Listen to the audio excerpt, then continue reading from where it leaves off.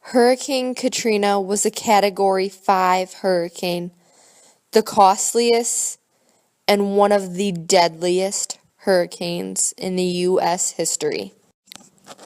The tropical storm that formed to be Hurricane Katrina started to take shape in the Bahamas on August 23, 2005.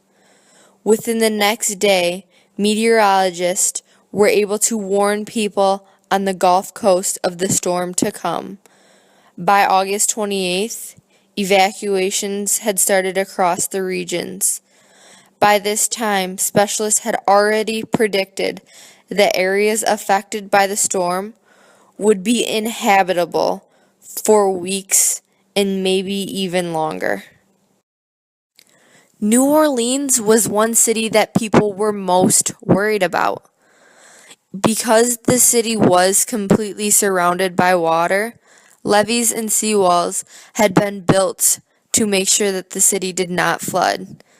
But even before news of Hurricane Katrina, there was worry.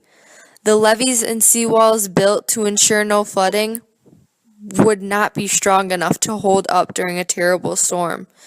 Many of the people who lived below sea level were poor and could not afford much at all, and those were the people who were at the greatest risk for flooding.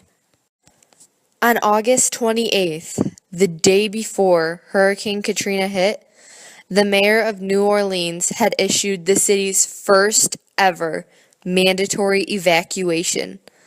That day, the mayor had also declared that the Superdome located in New Orleans would be used as a place of shelter as the last resort for those who could not leave the city. New Orleans had a population of nearly 112,000 people, and of that, only 50,000 had access to an automobile. By the night of the 28th, nearly 80% of the city's population had evacuated. Nearly 10,000 took shelter in the Superdome, and others decided to try and wait out the storm in their homes. Hurricane Katrina hit early Monday morning where the rain had already been pouring for hours. When the hurricane arrived, it took out many of the city's unstable levees and seeped through the ground of the others. New Orleans levees were built to withstand a Category 3 hurricane, and Katrina peaked at a Category 5 with winds up to 175 miles per hour. By 9 a.m., some of the lowest parts, such as St. Bernard Parish and the 9th Ward, were completely submerged in water, and people had to go to attics and rooftops to survive. Over time, nearly 80% of the city was under some amount of water. Many people had acted heroically after Hurricane Katrina hit. The Coast Guards had rescued over 30,000 people in New Orleans alone.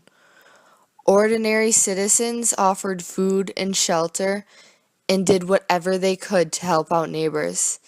However, our government was not prepared for the disaster. It took days to get foundations to areas affected by Katrina to help with food and shelter. Officials, including President Bush, were unaware of how bad things truly were in New Orleans. They seemed unaware of how many people were missing and stranded, how many homes and businesses had been damaged, and how much food, water, and aid was needed for the people affected by Katrina. Hurricane Katrina had left a total disaster, and people were in need and getting very desperate. The hurricane had damaged huge parts of Louisiana, Mississippi, and Alabama, but the desperation was most concentrated in New Orleans. Hurricane Katrina took the lives of nearly 2,000 people, most of which came from New Orleans and Mississippi. 700 people are still reported as missing due to Hurricane Katrina. The damage Hurricane Katrina caused was extensive. Katrina caused $81 billion in property damage alone, and experts estimate that the total economic impact in Louisiana and Mississippi may exceed $150 billion. Hurricane Katrina was the largest and the third strongest hurricane to make landfall in the U.S. Katrina left a devastating path of destruction. It took over 8 years to recover and rebuild, but the families affected by Hurricane Katrina will never forget the heartache and devastation it brought to the community.